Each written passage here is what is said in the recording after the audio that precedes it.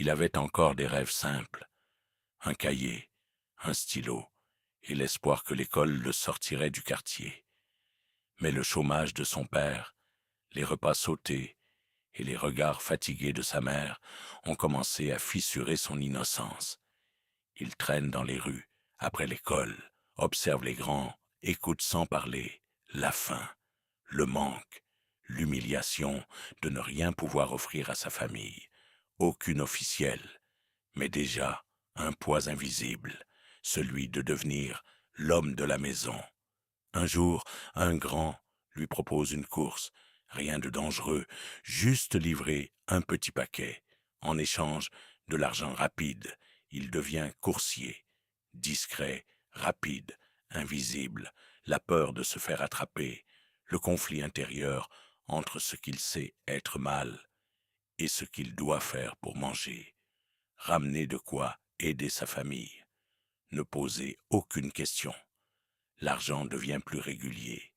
Il commence à comprendre ce qu'il transporte, de la cocaïne. Il gère des petites livraisons, apprend les codes, les lieux, les visages, la culpabilité, les nuits sans sommeil, les regards soupçonneux, ne jamais perdre la marchandise, ne jamais parler, respecter les règles. On commence à le remarquer. Il est fiable, silencieux, efficace. Il vend lui-même. Il gère ses propres clients. La violence du milieu, les menaces, les premières trahisons, gérer l'argent, protéger son territoire, répondre aux supérieurs.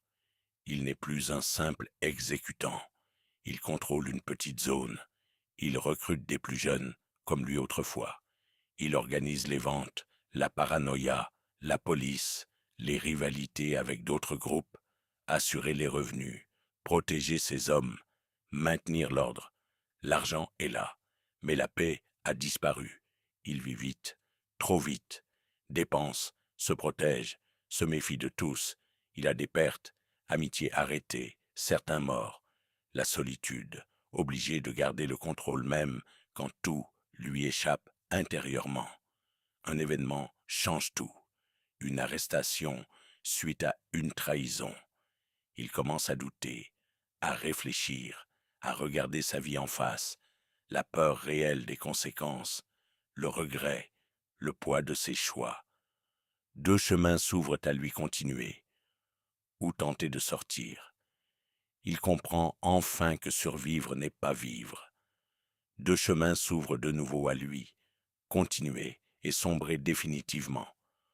Ou tenter de reconstruire, au prix de tout perdre, faire face à son passé, accepter les conséquences et se pardonner, redevenir humain, trouver une nouvelle voie et briser le cycle. Enfin, j'ai grandi dans la pègre, pas parce que je le voulais, mais parce que j'avais faim. Aujourd'hui, je sais que la vraie bataille n'était pas contre la rue, mais contre ce que la rue a fait de moi.